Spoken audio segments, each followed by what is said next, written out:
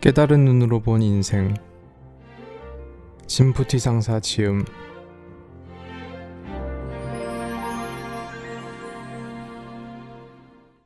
행복한 인생을 가져가세요.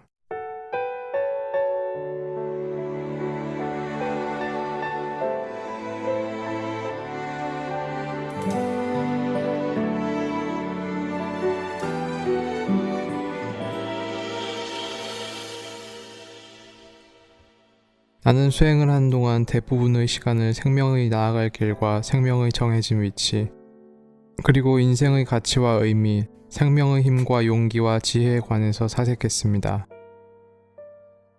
아주 많은 사람들은 일생 동안 궁극적으로 무엇인가를 얻기 위해 고생스럽게 찾아다니고 있습니다. 그리고 영혼의 깊은 곳을 향해 끊임없이 찾아가면서 하느님 혹은 부처님 같은 한 줄기의 광명을 얻기를 바라지만 도리어 음습하고 칠흑같이 긴 탄광의 굴 속으로 파고 들어가는 듯할 뿐입니다. 나는 수행을 이렇게 봅니다. 수행하는 과정에서는 반드시 아주 많은 시간을 소비하고 경험을 쌓아서 스스로를 구하는 것을 필요로 합니다. 그러나 안타깝게도 대부분의 사람들은 스스로를 구하는 과정 속에서 성공하지 못할 뿐만 아니라 오히려 일신의 부담과 빚, 그리고 상처를 짊어지게 됩니다. 단지 아주 소수의 사람들만이 운 좋게 스스로를 구하는 과정 속에서 목숨을 걸고 나오게 됩니다. 그들은 한 번 또 한 번 인생의 껍질을 벗어버리고 나오는데 이런 과정은 한바탕 눈물을 동반하는 희열의 역정입니다. 인생 그 자체는 대단히 복잡한 구조를 가지고 있습니다. 특히 심령이나 정신적 측면에서 보면 훨씬 복잡하고 모순되기도 합니다. 인생이 조용하게 가라앉아 있을 때를 만나면 지수화풍을 비롯하여 사람까지도 깨끗하고 아름답다고 느낍니다. 반대로 인생이 초조함을 만났을 때에는 천지는 뒤집히고 아름다웠던 모든 것들이 요물처럼 보이고 관심과 사랑은 박해로 느껴져 마치 달콤한 꿀 속에서 별 한간 쓰디쓴 무언가를 만난 것처럼 느껴집니다. 때때로 사람의 마음은 통제할 수 없는 막이나 짐승으로 변하기도 하는데 그런 것들을 항복시키기 위해 우리는 수행하는 것입니다. 수행을 통해서 비로소 이 세계의 진실한 모습을 꿰뚫어 볼 수 있고 내가 서 있는 곳을 알며 내가 돌아가고 나아갈 방향을 찾게 되는 것입니다. 눈앞에 있는 생명의 길을 단지 용감하게 걸어가기만 한다면 세계는 당신의 것이 됩니다. 다시 말한다면 생명의 용기와 힘이라고 하는 것도 내가 느껴서 받아들이는 것이 가장 많습니다. 나의 경험으로 본다면 제일 먼저 생각을 해야 하며 생각을 잘한 다음에는 행동을 해야 하는데 움직이기 시작해야만 힘이 생깁니다. 다만 행동으로 실천해 나아가기만 한다면 우리의 생명은 이전과 다르다는 것을 느끼게 될 것이며 이 세상의 아름다운 것들은 모두 나의 주변으로 몰려옵니다. 나는 수행하는 동안 천당에 올라가거나 지옥으로 들어가는 문제는 거의 생각하지 않고 오로지 인류 생명이 살아가야 하는 법에 대해 가장 많은 고민을 했습니다. 사람의 일생은 실제로 쉽게 지나갈 수 있는 것이 아니어서 고생스럽게 살든지 즐겁게 살든지 어쨌든 모두 살아가야 하는 것입니다. 그럼 어떻게 해야 좀 더 잘 살아갈 수 있을까요? 우리는 한평생 일과 사랑, 가족과 자녀들 사이에서 얽히고 설켜서 살고 있습니다. 그러니 돈 없이 이 세상을 한평생을 보낼 수 있습니까? 비바람을 막아줄 집도 없다면 즐거울 수 있을까요? 이 두 가지가 없으면 건강도 보장할 수 없고 가장 기본적으로 따뜻하고 배부르게 사는 것도 불가능합니다. 이 몇 가지가 없는 가난한 사람은 삶을 가꾸고 영위에 나아갈 여력이 없습니다. 돈도 없고 몸은 건강하지 못한데 어떻게 고생에서 벗어나 즐거움을 얻는다는 이고등락을 할 수 있을까요? 그러므로 부처님이 말씀하신 이고등락에 도달하고자 한다면 바로 먼저 이 몇 가지의 문제, 즉 돈이 있어야 하고 건강이 있어야 하며 할 일이 있어야 하고 즐거움이 있어야 하는 것들을 해결해야 합니다. 그럼 어떻게 해야 이런 것에 도달할 수 있을까요? 나는 이런 한 세대의 생명 과정 속에서 살아가는 전문적인 불교 수행자입니다. 이런 특수한 신분을 가졌지만 기회와 인연 그리고 시간을 가지고 인간 세상의 따뜻함과 차가움을 충분히 느끼면서 보통 사람들이 경험하는 모든 비바람 역시 온몸으로 심각하게 느낍니다. 여기에서 더 나아가 때때로 우리의 인생살이에 대단히 많이 존재하는 음표들로 이루어진 솥과 냄비의 교향곡에 시간을 두고 자세하게 음미합니다.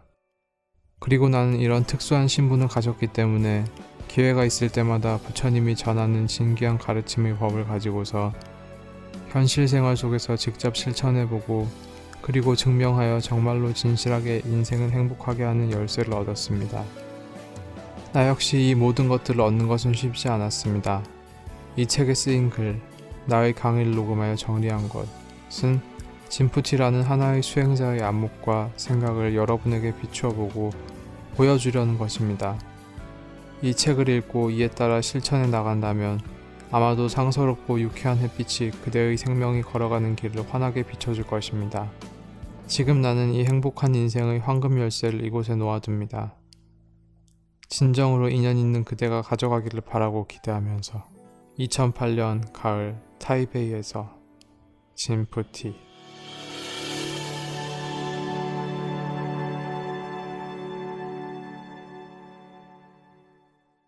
모두 1등이 될 수 있는 우리.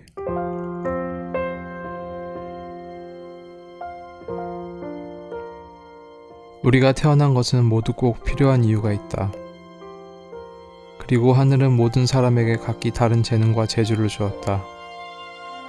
그러므로 그것을 잘 쓰기만 하면 우리 모두는 자신의 분야에서 능력을 펼칠 수 있게 된다.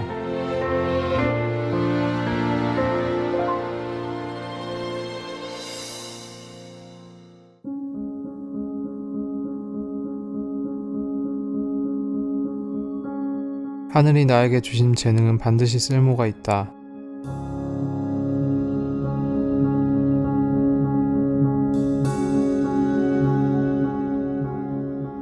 어떤 사람이 죽어 하느님 앞에서 심판을 받고 있었다. 하느님이 그 남자에게 물었다. 그대는 이 생에서 무슨 일을 하다가 왔는가? 저는 변호사였습니다. 변호사였다고? 그래, 좋은 일을 했구나. 하느님이 그의 얼굴을 보며 말했다. 그러자 옆에 있던 하느님의 신하가 말했다. 하느님, 당신께서는 이 사람이 생전에 많은 사람들을 도와준 변호사라고 생각하십니까? 그렇다. 비록 돈을 받고 일을 하긴 했지만 결국 남을 위한 삶을 살지 않았느냐. 하느님의 말씀에 신하는 다시 확대경을 비춰보고 말했다. 하느님께 보고드립니다. 하느님의 예상과는 달리 이자는 오로지 돈과 재물만을 위해 다른 사람을 변호했습니다. 게다가 가난한 사람들을 억울하게 죽게 하고 돈을 지불하기만 하면 살인자와 같은 흉악한 범죄자도 죄를 벗도록 도와주었습니다. 그래?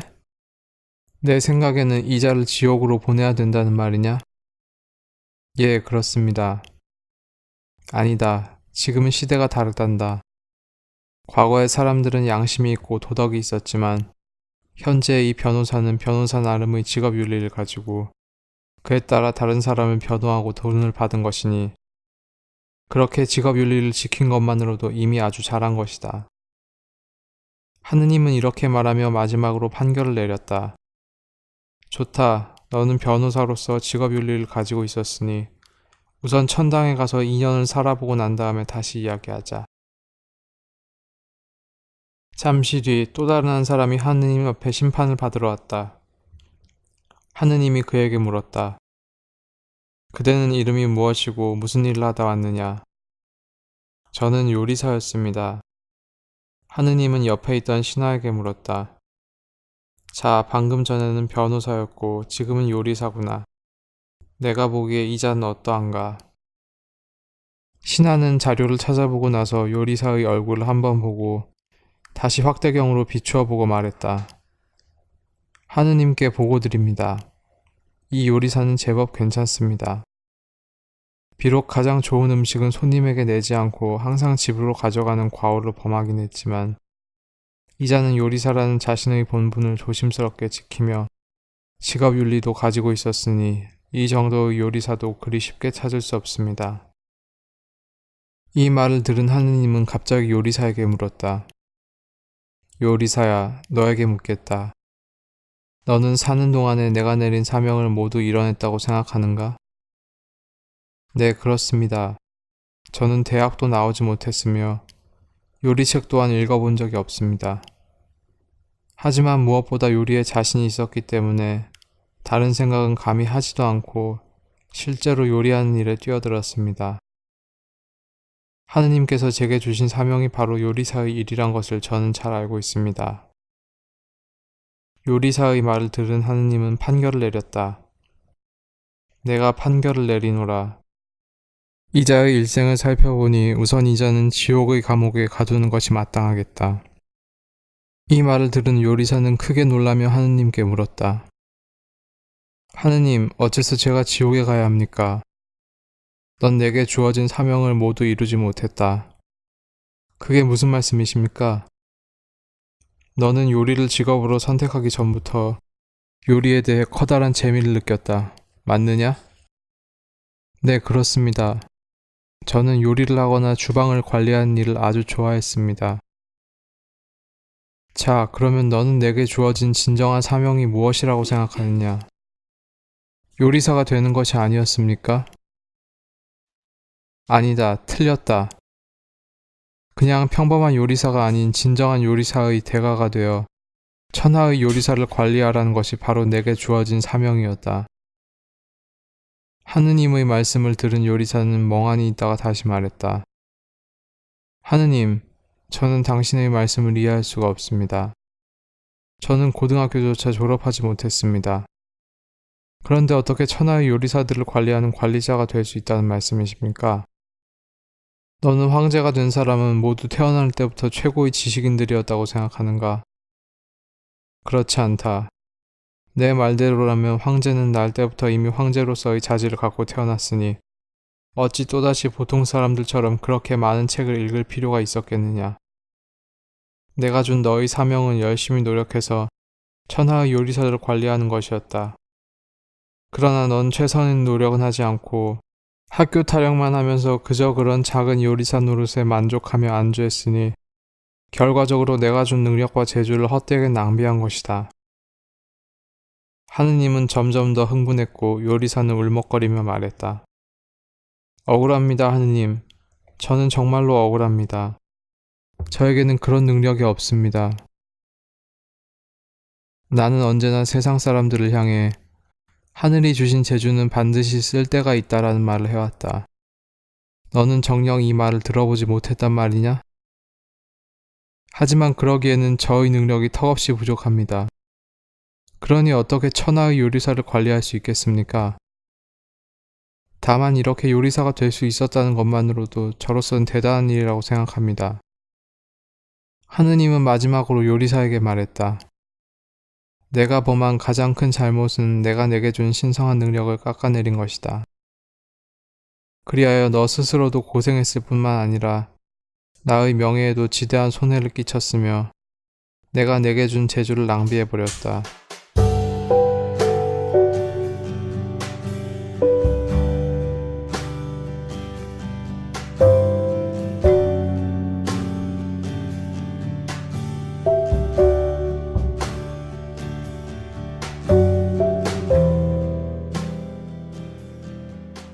위의 이야기에서 하느님은 요리사에게 대단히 화를 내고 있다.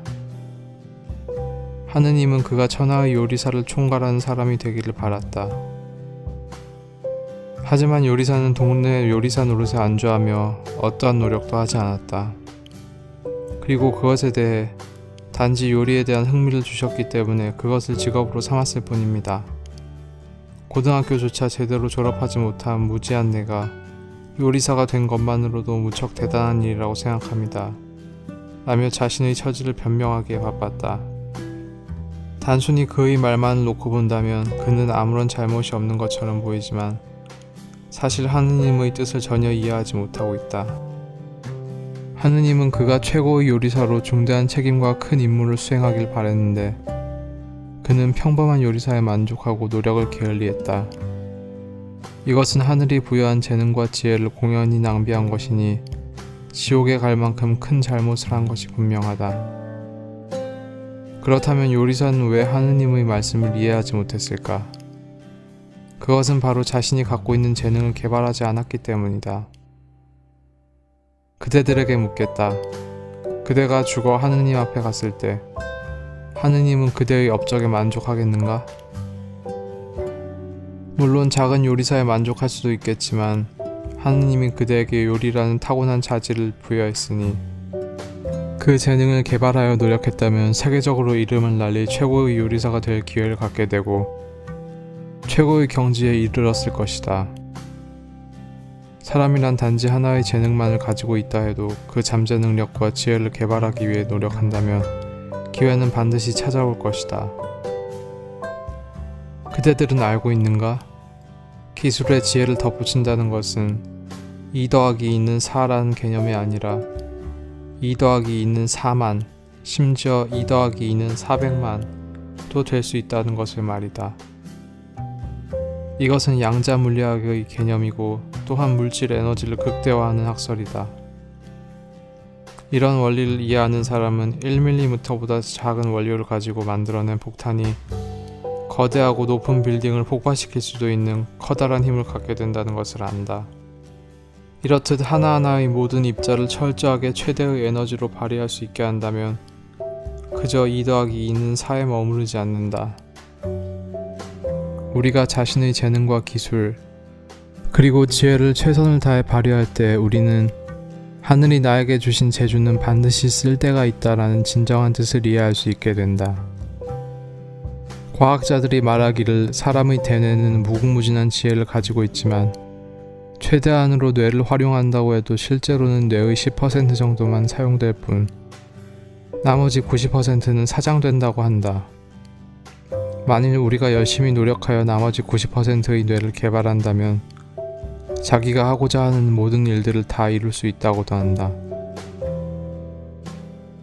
우리는 모두 내면에 각자의 독특한 재능과 능력을 가지고 있으며 절대적으로 더욱 커다란 에너지를 풀어낼 수 있는 능력도 가지고 있다. 그렇지만 애석하게도 우리는 눈앞에 보이는 재물과 색에 미혹되어 내면에 간직한 소중한 능력을 잃어버린 채 밖으로 보이는 것만 추구하기에 급급하고 있다. 이는 개인의 탐욕만을 채우기 위해 재물과 색만을 추구하고 있다는 뜻이다.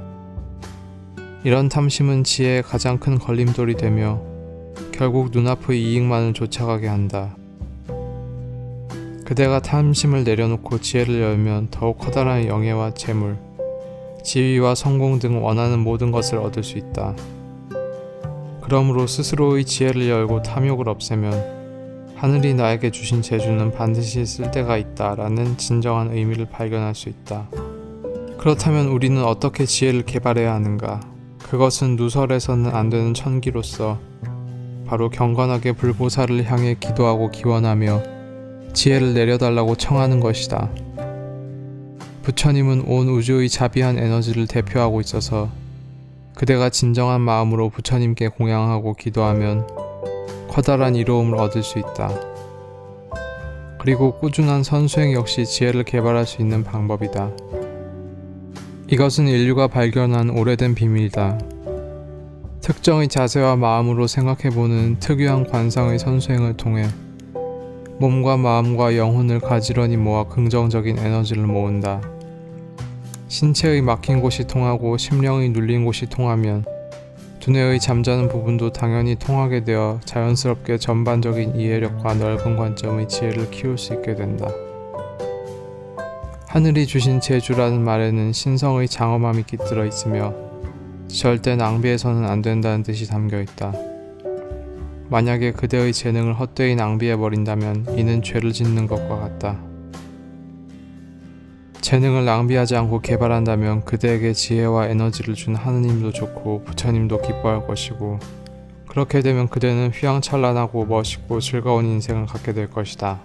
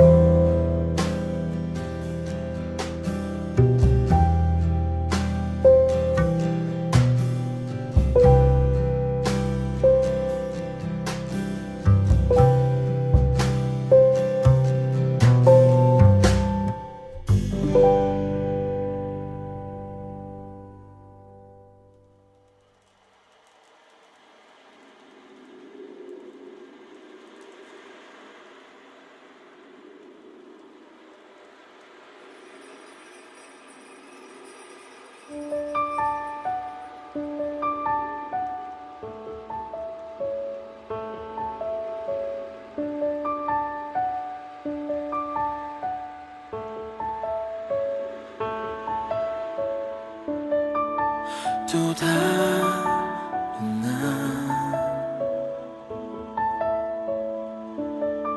아니 그건 내가 아냐 알 수 없는 내가 아닌 나의 모습 그저 날 이끄는 곳으로 그렇게 한참을 향해가 내가 아닌 또 다른 내가 나를 향해 손짓을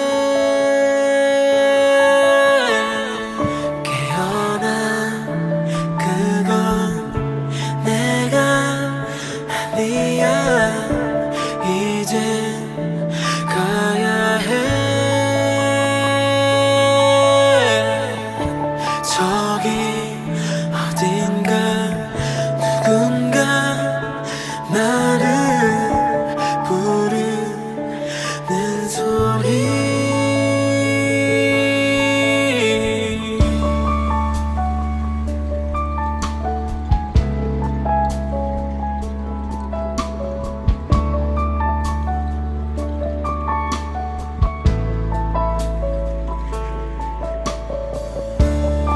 그저 날 이끄는 곳으로 그렇게 한참을 향해가 내가 아닌 또 다른 내가 나를 향해 손짓을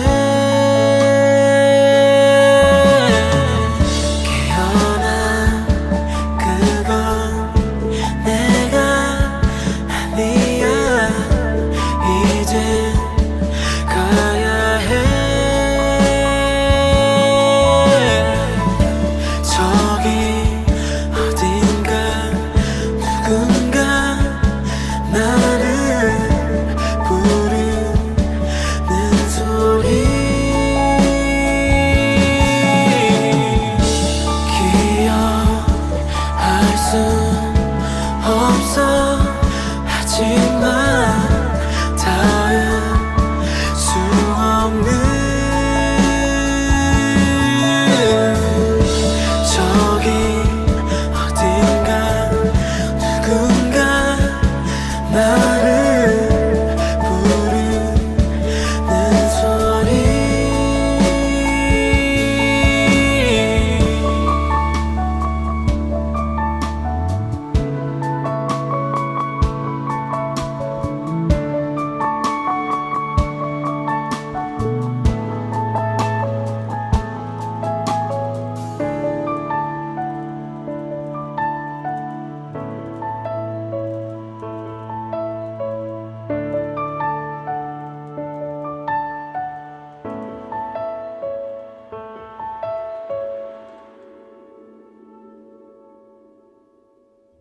전문직일수록 성공하는 데는 많은 제약을 받는다.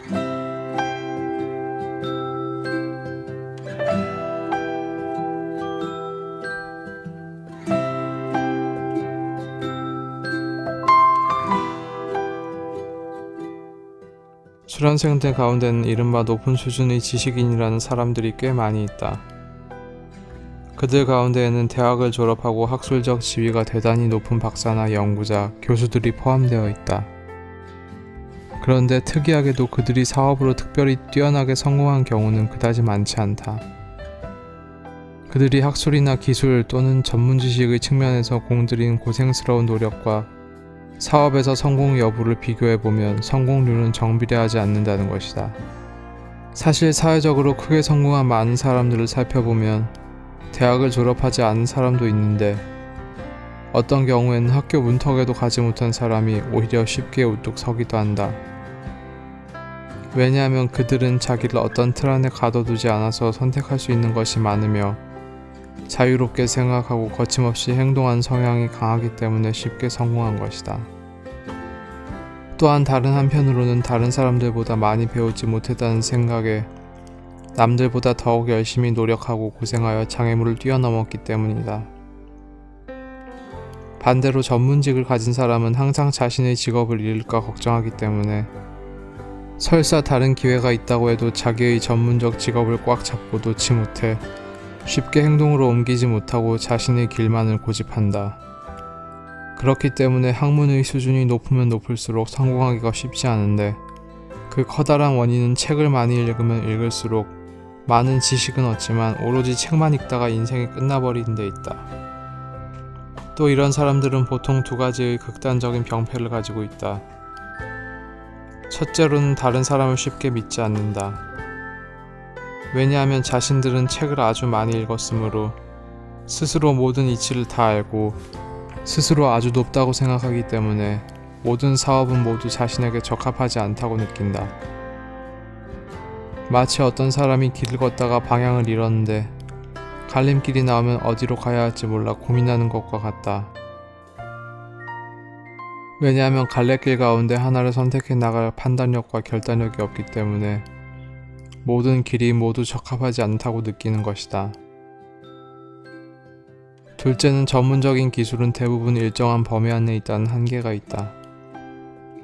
보고 듣는 건 모두 그 테두리 안에 있으며 자신의 일 이외의 다른 사업에 대해서는 관심도 없을 뿐만 아니라 이해하려는 노력도 하지 않는다. 이런 상황이 지속되면 전체를 한 덩어리로 보는 정체성은 물론이고 넓고 멀리 보는 견해도 없어진다. 따라서 책을 많이 읽을수록 머리는 더욱 복잡해져서 더욱 쉽사리 자기만의 색깔을 가지지 못하게 된다. 그리고 자신의 생각을 가지고 있지 않으니 마음속에서 나갈 길을 찾지 못하고 원래의 지점에서 빙글빙글 맴돌 뿐 나아갈 방향을 분명하게 잡아내지 못한다. 그러므로 자기 성격과 재능 그리고 기능을 1차적으로 확정하려 하지 않고 이른바 전문직 때문에 더욱 자기 발전의 한계를 정하려고도 하지 않는다.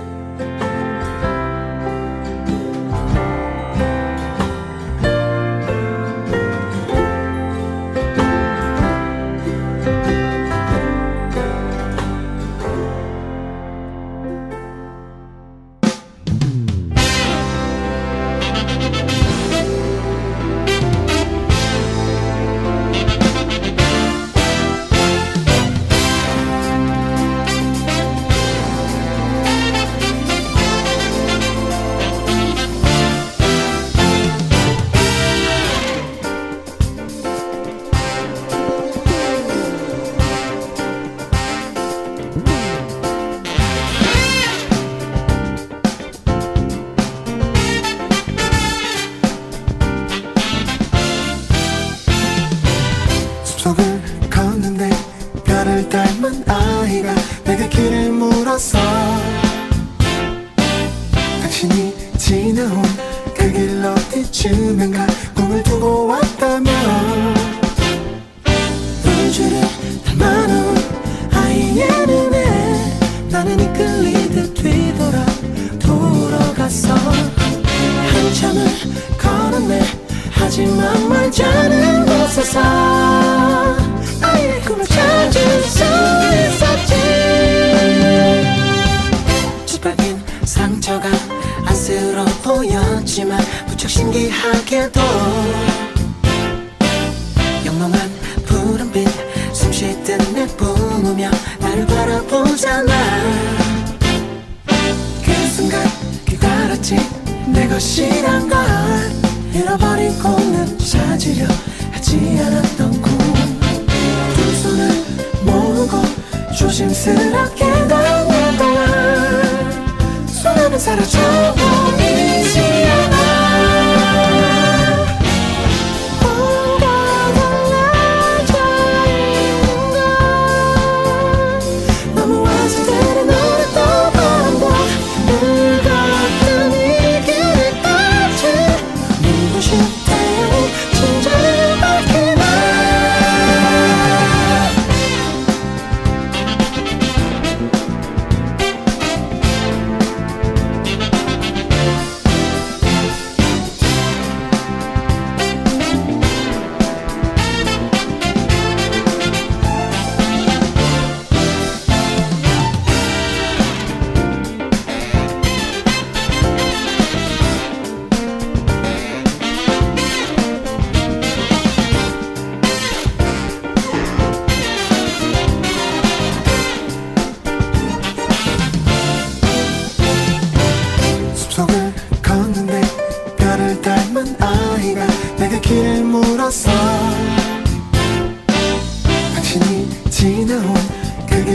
어디쯤엔 가 꿈을 두고 왔다면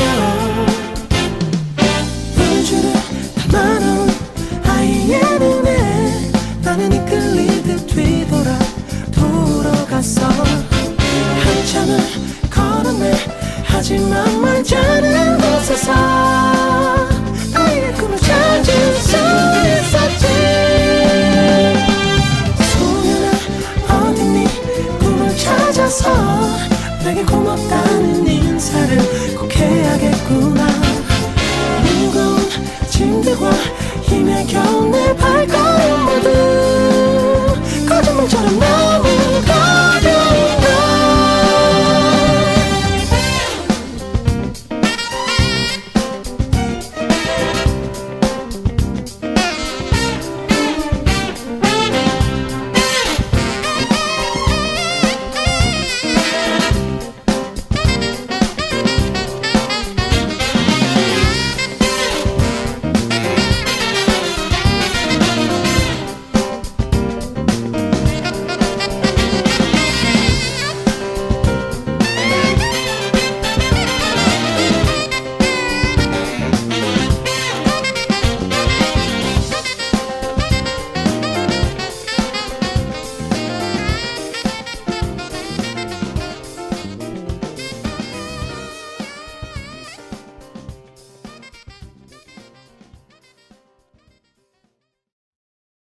끊임없이 새롭게 창조해야 자신을 초월할 수 있다.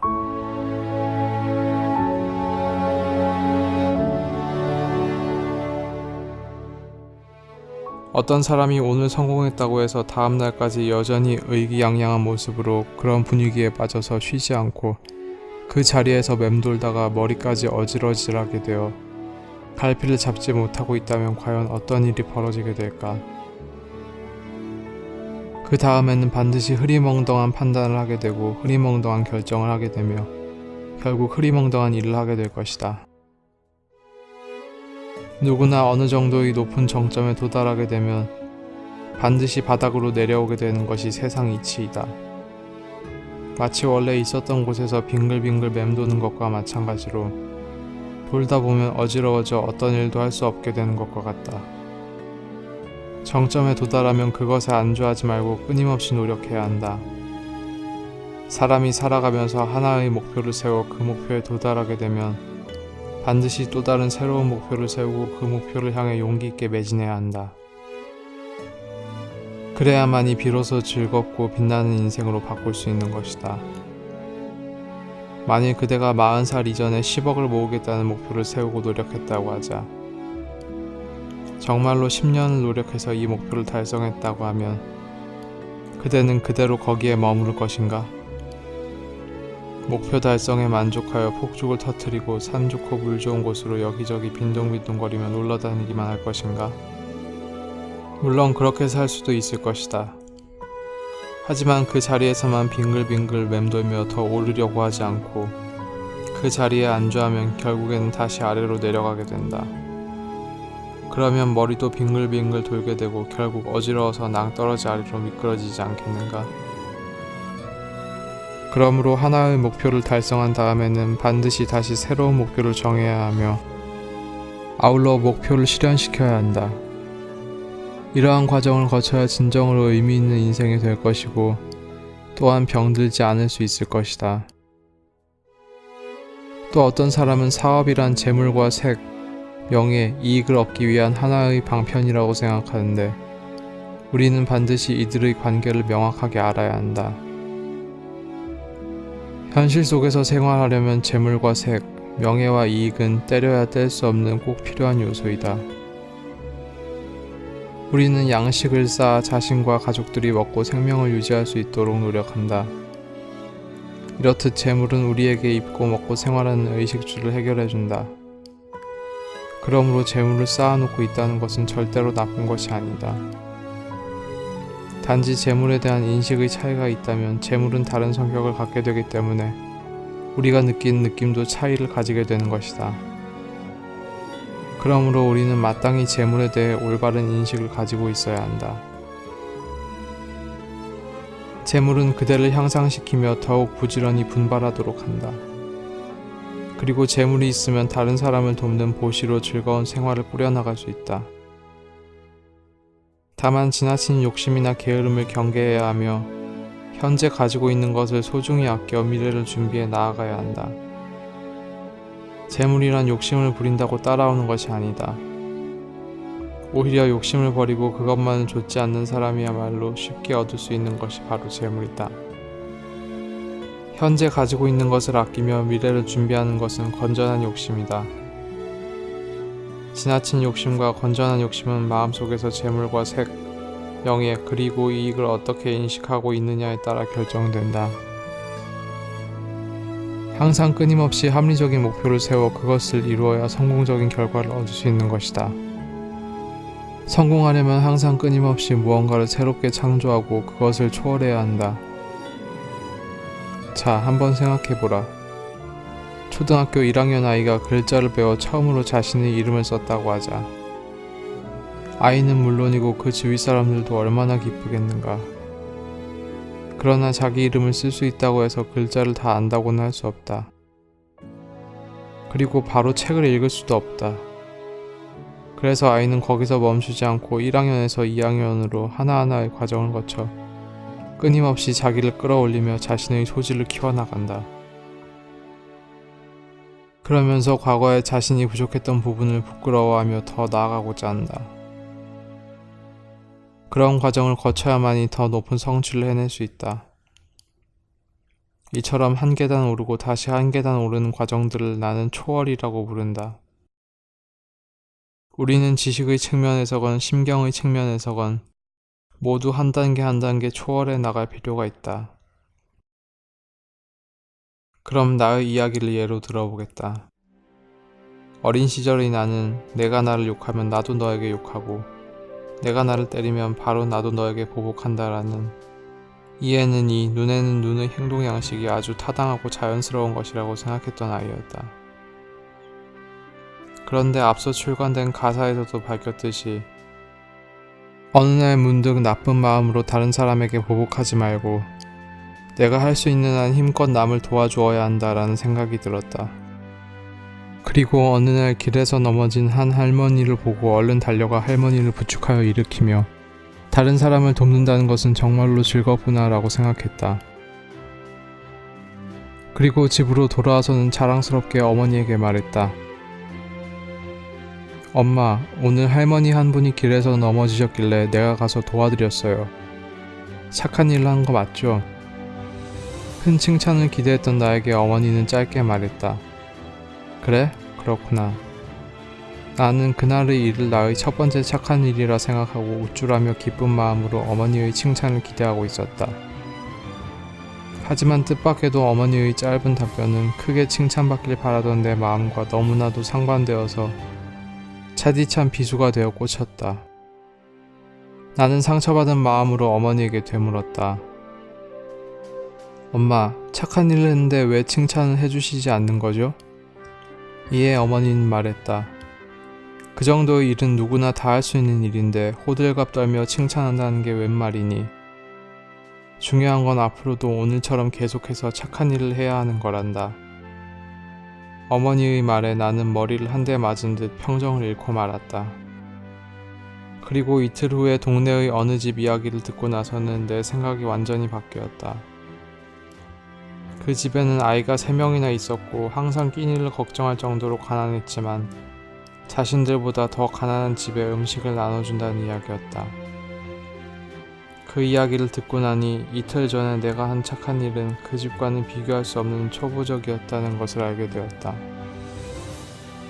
나는 이것을 바로 초월이라고 부른다. 이렇듯 초월이란 어렵고 거창한 것이 아니다. 자신이 이미 만족했던 일이라도 그보다 더 좋은 행동을 접하면 이전의 행동이 무지하고 부족했던 것임을 깨달을 수 있어야 한다. 그러므로 밖으로 표출되는 행동이든지 안으로 간직하는 심성이든지 모두 끊임없이 새롭게 변화하고 초월해야 한다. 이렇듯 과거를 초월해야만이 비로소 미래의 성공을 장악할 수 있는 것이다.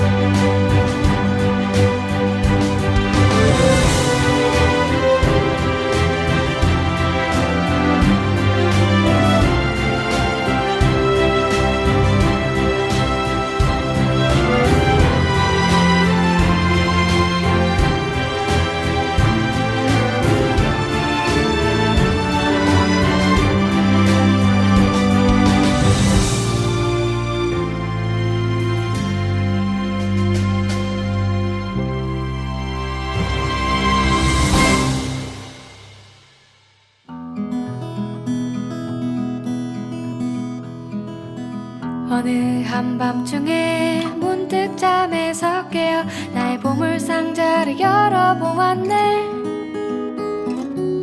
반가운 이름들 그 12해 다시 돌아갈 수 없는 그때를 추억하지. 오랜 일기장에 목적 없는 목표에 덤벙이 실수 투성이지만 여전히 눈부신 청춘 그 찬란한 꿈은 지금 내 안에 숨 쉬고 있는지, 어디로 날 데려가는지,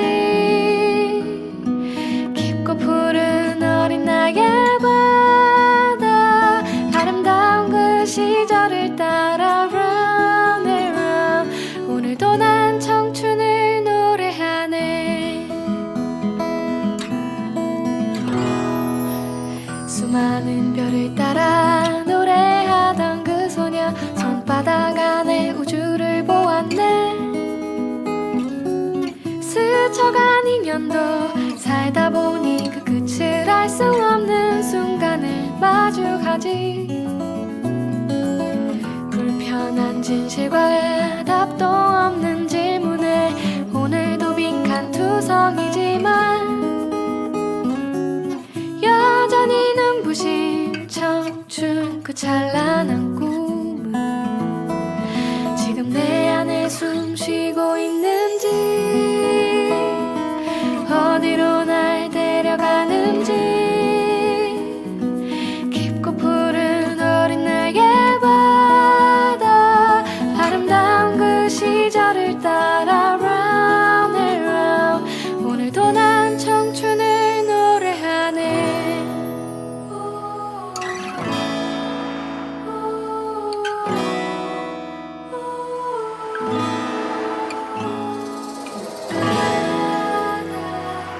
흘러가는 노래 따라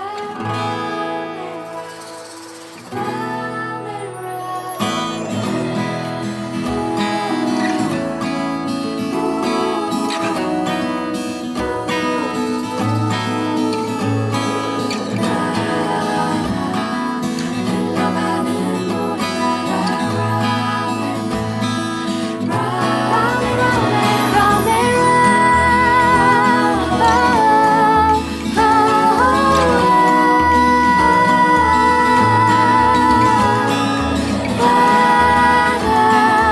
흘러가는 노래 따라 round and round, round and round. 오늘도 난 청춘을 노래하네.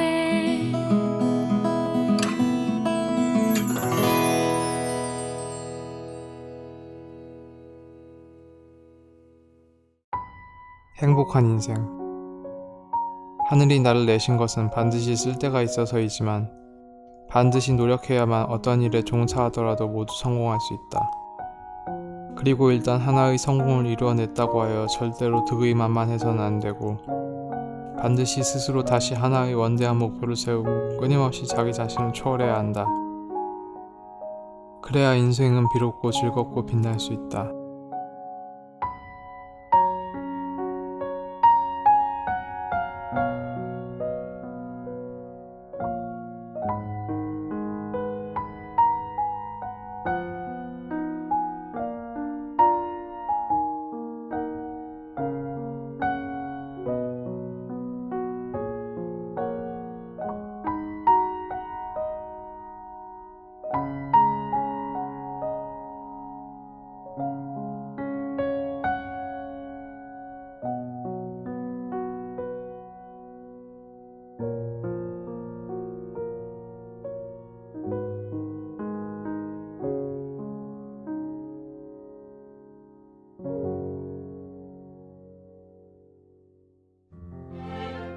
깨달은 눈으로 본 인생. 진푸티 상사 지음.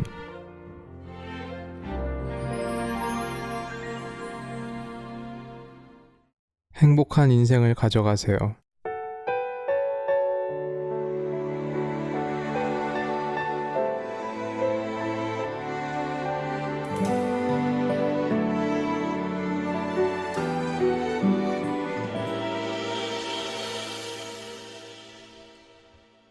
나는 수행을 하는 동안 대부분의 시간을 생명의 나아갈 길과 생명의 정해진 위치, 그리고 인생의 가치와 의미, 생명의 힘과 용기와 지혜에 관해서 사색했습니다.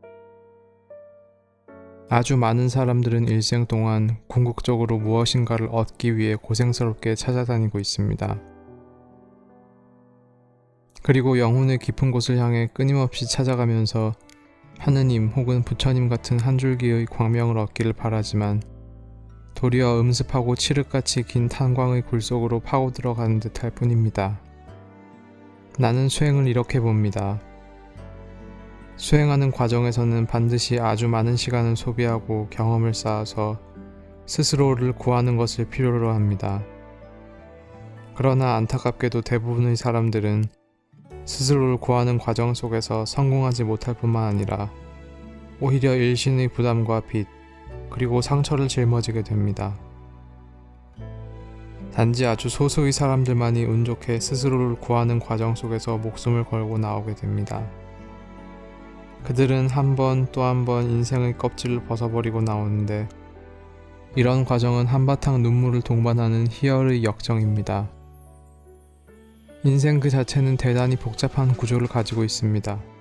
특히 심령이나 정신적 측면에서 보면 훨씬 복잡하고 모순되기도 합니다. 인생이 조용하게 가라앉아 있을 때를 만나면 지수화풍을 비롯하여 사람까지도 깨끗하고 아름답다고 느낍니다. 반대로 인생이 초조함을 만났을 때에는 천지는 뒤집히고 아름다웠던 모든 것들이 요물처럼 보이고 관심과 사랑은 박해로 느껴져 마치 달콤한 꿀 속에서 별 한간 쓰디쓴 무언가를 만난 것처럼 느껴집니다. 때때로 사람의 마음은 통제할 수 없는 막이나 짐승으로 변하기도 하는데 그런 것들을 항복시키기 위해 우리는 수행하는 것입니다.